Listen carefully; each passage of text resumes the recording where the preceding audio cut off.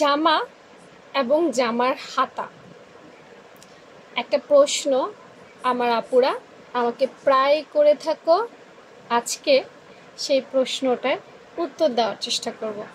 আমি রুমা মাহমুদ, আমার page রুমাশালা school থেকে।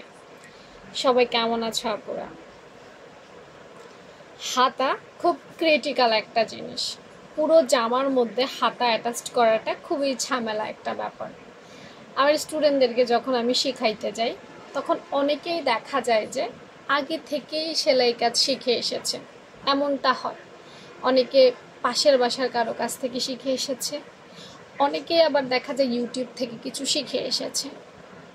যখন আমি কাটিং করি তখন দেখা যায় যে আপুরা আমাকে অনেক প্রশ্ন করে। তো তার মধ্যে আমি সর্ববেশি যে প্রশ্নটা পাই সেটা হচ্ছে, আপু হাতাটা তো আপনি যেভাবে সেলাই করেন আমরা সেভাবে সেলাই করি না। তখন আমি ওদেরকে জিজ্ঞেস করি তোমরা কিভাবে করো? তখন অনেকেই বলে যে আপু আমরা তো হাতাটা আগে অ্যাডজাস্ট করে নিই।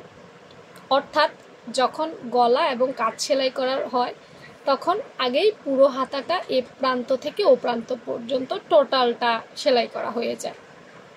আর আমি কিভাবে সেলাই করি, আমি হচ্ছে পুরো বডি একদম ফুল তৈরি করে ফেলে, তোমরা যারা আমার ভিডিও নিয়মিত দেখো তারা জানো, ফুল সব কিছু করার পর আমি জামাটার সাথে হাতা অ্যাডজাস্ট করি।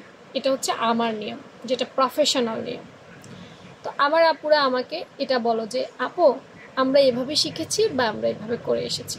আসলে দেখো, এক একজন এক একভাবে কাজ করবে, এটাই সত্য কথা। হাতাটা যেহেতু তোমরা আগে লাগাও, যদি তোমাদের কোনো অসুবিধা না হয়, মনে করো তোমরাও তো কাজ করছো তাই না, যদি হাতাটা তোমরা আগে সেট করো, বডি সেট করার আগেই, অনেকে কি করে পরে সেলাই করে একদম এই পাশ থেকে এই পাশে বলে আপু আমার এইভাবে সুবিধা হয়।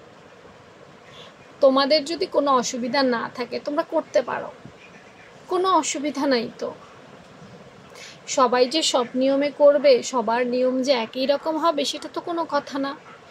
তুমি আগে হাতা সেলাই করার পর যদি বডি অ্যাডজাস্ট করো, তোমার যদি এতে কাজ করতে কোনো রকমের সমস্যা না হয়, বডি ফিটিংসে যদি কোনো প্রবলেম না হয়, তুমি করতে পারো। এখন আমার যে সিস্টেম, আমার সিস্টেমটা হচ্ছে আগে আমি বডি মেপে নিব, হাতা মেপে নিব, তারপর দুইটা অ্যাডজাস্ট করব, ঠিক আছে?